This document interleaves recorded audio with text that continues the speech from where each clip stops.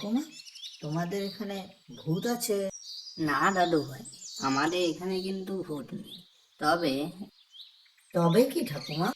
তবে সন্ধ্যার পর পুকুরের দিকে যেও না, ওখানে শোনা যায় কিছু ভূতেদের বাস। আমি কিন্তু ভয় পাওয়ার ছেলে নই। ভূত বলে কিছু হয় না। আর যদি ভূত থেকেও থাকে তাহলে তাকে মজা বুঝিয়ে দেব। আমি আজ ও পুকুরে যাব, দেখি কেমন ভূত আছে। ও বৌমা, বারণ করো ওকে। যাস না রনি, যাস না।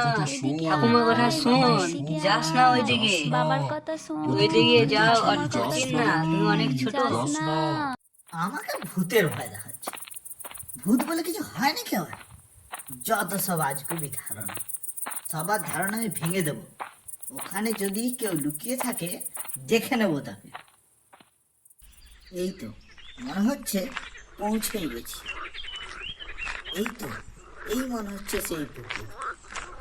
এখানে বেশ গাঢ় অন্ধকার, কিছুই তো দেখতে পাওয়া যাচ্ছে না। কোনো কিছুই নেই নাকি? শুধু শুধু সবাই ভয় কাচ্ছে।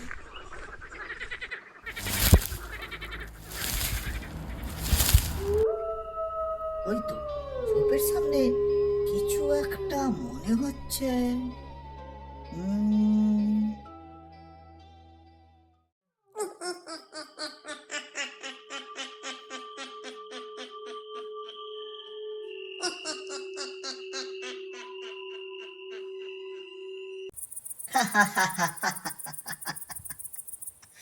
তুই ভূত? এই কে রে তুই? আমাকে ভয় না পেয়ে বড্ড হাসছিস যে। বারে, হাসবো না? তোমার যা ড্রেস বেশ, মনে হচ্ছে একখানা উড়ন্ত চাদর। তাই দেখেই তো হাসি পাচ্ছে। আমাকে সবাই ভয় পায়, আমাকে দেখলেই সবাই এক ছুটতে পালিয়ে যায়। তাই নাকি? আমি তো তোমার সাথে বন্ধুত্ব করতে এসেছি। বন্ধুত্ব? তাও আবার আমার সাথে? প্রস্তাব মন্দ নয়, তবে আমার কিন্তু একটা শর্ত আছে। কি শর্ত? আমার এখানে থাকতে মোটেও ভালো লাগছে না। আমি কি তোমার সাথে যেতে পারি? সে তুমি যেতেই পারো, কিন্তু আমারও কয়েকটা কথা তোমাকে শুনতে হবে। কি কথা? বলো বলো, শুনি শুনি।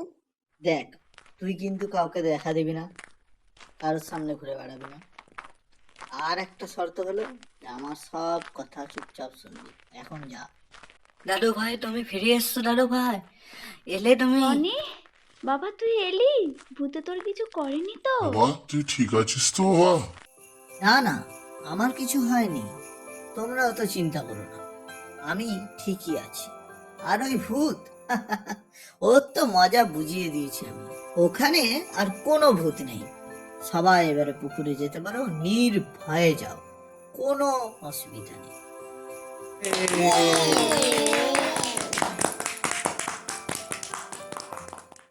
অনেকটা রাত হলো, এই ভূত যে কোথায় গেল খুঁজেও পাচ্ছি না।